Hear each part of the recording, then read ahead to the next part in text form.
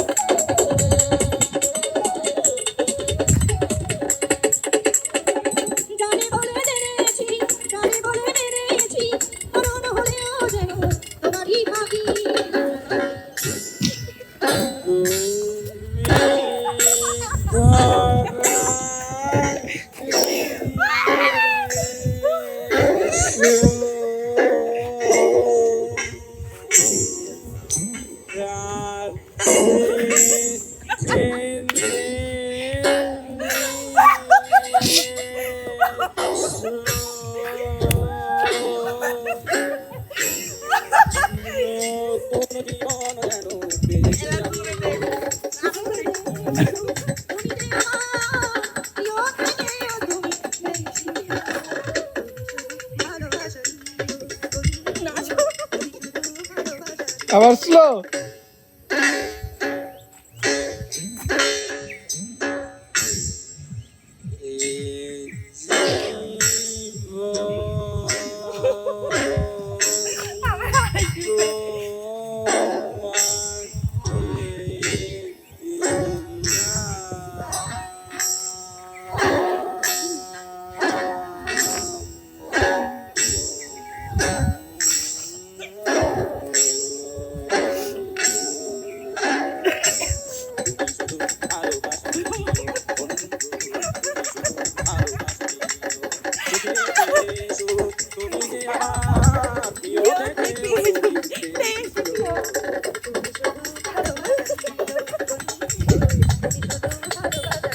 শেষ ফেল ভাই মেলা তো ফাইজলেমে হয়েছে না, মেন কথা হচ্ছে আজকে তো আসছিল সেমকে টিমের হচ্ছে যে রেকর্ডিং গানগুলো আছে ওইগুলা শুট করার জন্য। হয় তো শুট তো আলহামদুলিল্লাহ ভালো হয়েছে না? হয়েছে, মজা দিয়ে আলহামদুলিল্লাহ। মজা করতেছেন ভাই আপনারা। এই ভাই। লাস্টে মানে এত সুন্দর মানে এত ভালো।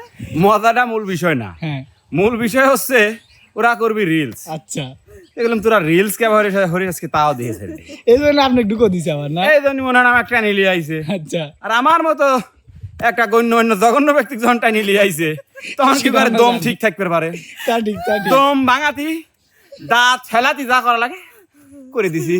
আমার দীর্ঘ বিশ্বাস আমার ঘরে দর্শক যারা দেখতেছে, এই দাঁড়ান দাঁড়ান কত কবে দেন, যেসব দর্শকরা দেখতেছেন টাকার মধ্যে যদি ভাবি আগে ঘুমায় থাকে তাহলে আমার এই নাচ দিয়ে ভাই আসার এমন হাসা হাসতেছে, বাইরে হাসির শব্দে ভাবি লাফা উঠে বাথরুমে চলে গেছে, ও, পলাইছে, মনে ঘরে মনে হয় বুতাইছে। ও, আর যদি ভাই আগে ঘুমাইছে থাকে, ভাবি যদি দেখেন তাহলে ভাবির হাসির চোদনে ভাই আমার আকাশে পেট নিয়ে আইছে, চাঁদের দেশে।